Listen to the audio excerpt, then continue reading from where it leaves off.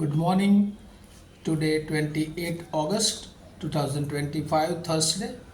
Wisdom of word of God morning ડિવોશનમાં આપ સર્વનો આવકાર કરવામાં આવે છે અને પ્રેમી સલામ પાઠવવામાં આવે છે. આજે સવારે આપણે નીતિવચનોના પુસ્તકમાંથી એનો 14મો અધ્યાય અને એની 14મી કલમ ઉપર ટૂંકું મનન કરવા માગીએ છીએ અને પ્રભુનું વચન આપણને આ પ્રમાણે કહે છે: પાપી હૃદયવાળાને પોતાના જ માર્ગનું ફળ ચાખવું પડશે અને સારો માણસ પોતાની જ વર્તણૂકથી તૃપ્ત થશે. ESV બાઇબલ પ્રમાણે Proverbs chapter 14 verse 14, retribution present in deeds એ થીમ આધારે જે વચન લખવામાં આવ્યું છે. The backslider in heart will be fill with the fruit with his ways and a good man will be fill with the fruits with his ways. અને આ પ્રભુનું વચન છે. અને આજે સવારે પ્રભુ આપણને બે માણસોના જીવન સંબંધી શીખવા માગે છે. એક દુષ્ટ માણસ અને બીજો ન્યાયી માણસ, વિકેડ મેન એન્ડ રાઇચિયસ મેન. બીજી બે બાબતો આપણે જોઈએ છે કે આ દુષ્ટ માણસ એ કોણ છે, એની ઓળખ જો આપણે જોઈએ તો કહે છે કે ફેથલેસ, જેનામાં પ્રભુ પરનો વિશ્વાસ નથી, જેના હૃદયમાં ખ્રિસ્ત નથી, જે હૃદય ઈશ્વરની ઈચ્છા નહીં પણ પોતાની ઈચ્છા પ્રમાણે એ ચાલે છે. અને એવા માણસો માટે, એવા માર્ગ માટે, એવી પરિસ્થિતિ માટે, એવા જીવન માટે ચોક્કસ એ જે દિશામાં આગળ વધે છે તે પ્રમાણેનું તેઓ ફળ મેળવશે. ગણનાનું પુસ્તક 11મો અધ્યાય અને એની 19 અને 20 કલમ જો આપણે વાંચીએ તો ત્યાં યહોવાએ આ ઇઝરાયલ પ્રજાને જે માનના પૂરું પાડવામાં આવ્યું હતું અને એ લોકો ઈશ્વરની ઈચ્છાની વિરુદ્ધ, ઈશ્વરને નકારીને તે માનનાની માંગણી કરી હતી. અને એટલા માટે ઈશ્વરે એમને એટલે સુધી 1 દિવસ નહીં, 2 દિવસ નહીં, 5 દિવસ નહીં, પણ એટલે સુધી આપ્યું કે તે લોકો ખાઈને કંટાળી ગયા. અને દુષ્ટ બાબતોનું આવું જ કે જ્યારે આપણે ઈશ્વરની ઈચ્છા વિરુદ્ધનું કંઈક માંગીએ છીએ અને એની પરિસ્થિતિમાં આગળ વધીએ છીએ ત્યારે આપણે એ વધુને વધુ એમાં ગરકાવ થઈ જઈએ છીએ.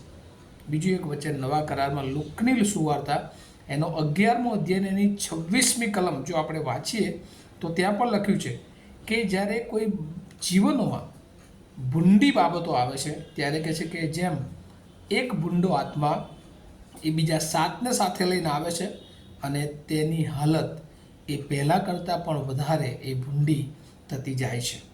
અને એટલે આ બધી બાબતોથી ઈશ્વર જે આપણને શીખવે છે કે જે પાપી હૃદય છે, અહીંયા જે લખવામાં આવ્યું છે એ પ્રમાણે અંગ્રેજીમાં બ્લેક સાઇડર ઇન હાર્ટ, જેઓના હૃદયમાં દુષ્ટ બાબતો છે એ હંમેશા દુષ્ટતાનું ફળ મેળવે છે.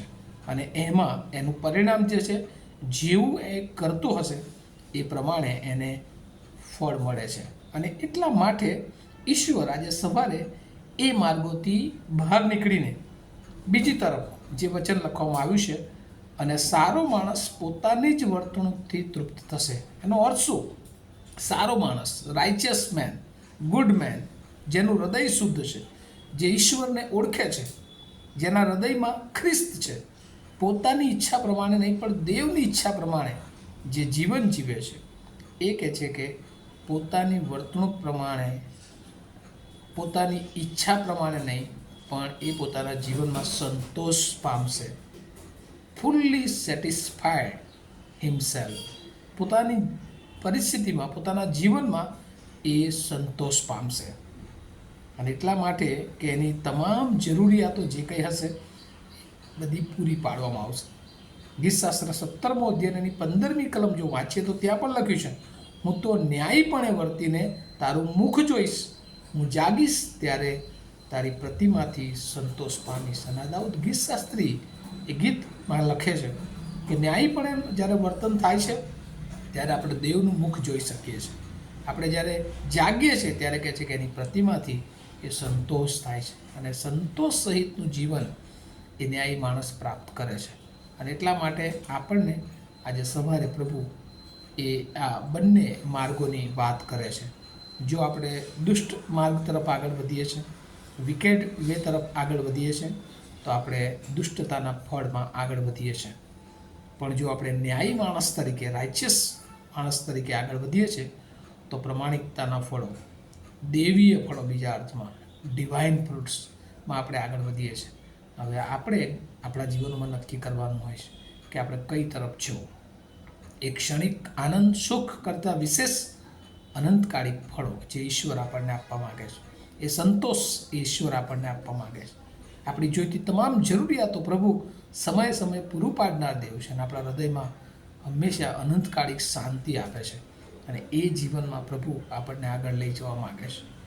કારણ કે દુષ્ટ અને શૈતાનના ઈરાદાઓ હંમેશા ભૂંડા હોય છે અને એ આપણા જીવનને નાશ તરફ લઈ જાય છે. ત્યારે આજે સવારે પ્રભુ આપણને અવેર કરવા માગે છે, આપણને ચેતવવા માગે છે કે આપણે પ્રભુને ઓળખનાર વ્યક્તિ તરીકે હંમેશા સારો, સાચો અને સત્ય માર્ગ તરફ આગળ વધીએ અને આપણા જીવનને આશીર્વાદિત થાય અને આપણા જીવન દ્વારા ઘણા બધા લોકો એ આશીર્વાદિત થાય. એટલે good conduct by righteous man or good people, પ્રભુના લોકો તરીકે આપણા જીવનોની એક એક વર્તણૂક એ આપણા જીવનને પ્રભુની નજદીક લઈ જનાર હોય.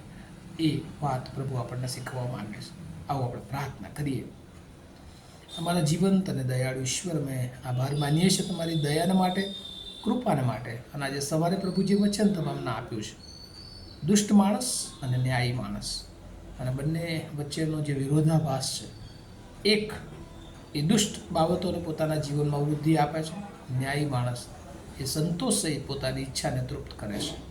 પ્રભુ, અમે ઘણી બધી વાર આ દુનિયામાં શૈતાનના માર્ગો પ્રમાણે અમારા જીવનો પસાર કરીએ છીએ અને ઘણી બધી વાર પ્રભુ ઘણું બધું મેળવીએ છીએ, પણ પછી વ્યર્થતાની વ્યર્થતા સઘળું વ્યર્થ છે.